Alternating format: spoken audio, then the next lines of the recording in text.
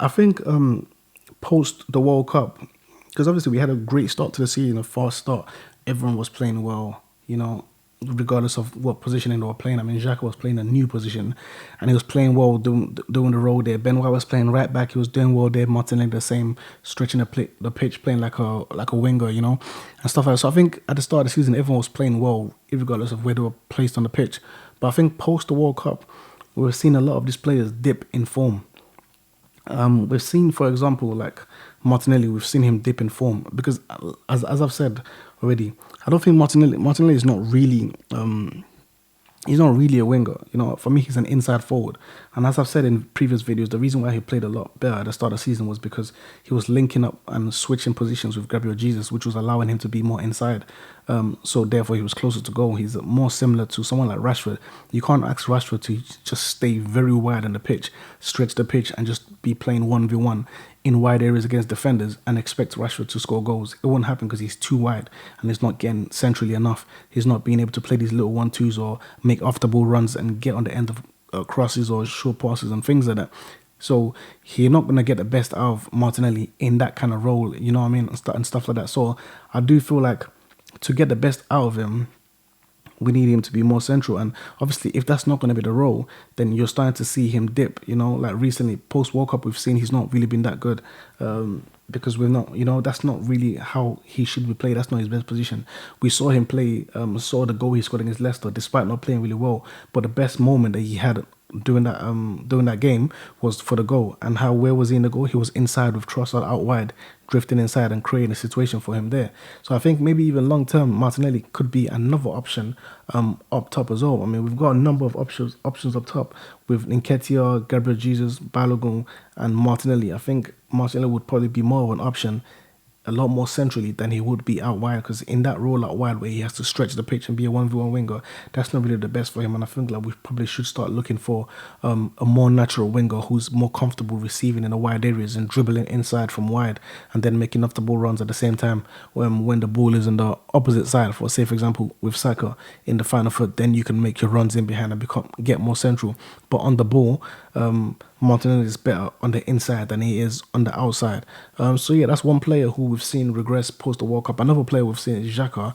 I think obviously we're starting to see that his limitations in this position. Again, at the end of the day, he's not an attacking midfielder. This is not where he's at his best. He's not going to be at his best making off the ball runs and late runs into the box, receiving in the final third, turning and attacking the box and being creative and being a goal scorer. Yes, he was getting goals, was getting assists here and there, obviously at the start of the season, but long term that was never going to be the case. He doesn't have the profile technically or physically to play in this position. So I feel like obviously for me, the likes of Smith Rowe and Fabio Vieira, they have tools that they can utilize to play in this position. I think if we were to go into the market to look for attacking midfielders that could play or that could do what they do in terms of being in the final third, being creative, picking up the ball and attacking the box, creating goals or creating situations like that. I think if we were to go into the market to look for these kind of players, I don't know how we're going to find players maybe under the eight that as young as them to play that kind of role. I don't think we're going to find two better players like that. You know what I mean? I mean, it would be very difficult to find them. So I feel like we probably should still trust and try to develop the likes of Smith Rowe and Fabio Vieira in that position. But what I think we're missing in that position is someone who's very good in the first phase and the second phase, someone who can help us to progress the ball with maybe like passing, dribbling, someone who can pick up the ball from deep and just beat their player and cover the ball. I think that's a profile that we don't have.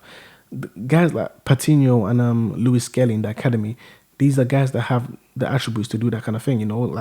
If you think back to like Jack Wilshere, what he was able to offer us, where Jack Wilshere will receive the ball from deep, drop a shoulder and just beat players with dribbling. I think that's the kind of profile that we don't have in the team. Yeah, we have that in our academy, and like I said, Patino and Louis Skelly, but they're too young and way too far away from the first team to be options in this position at the moment. So I think we need to go into the window looking for those kind of players.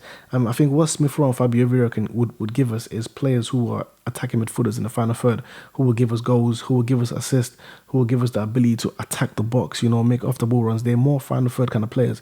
But I feel like in that position, for for to replace Xhaka. I think we need a player who's going to give us stuff in the first phase and the second phase. And at the same time, you also have to remember that when we defend in a 4-4-2, and the player in that Xhaka role is the player that sits next to Partey in the 4-4-2 defensively. So you have to think about, would Smith Rowe and Fabio Vieira really be able to sit next to you, Partey, defensively?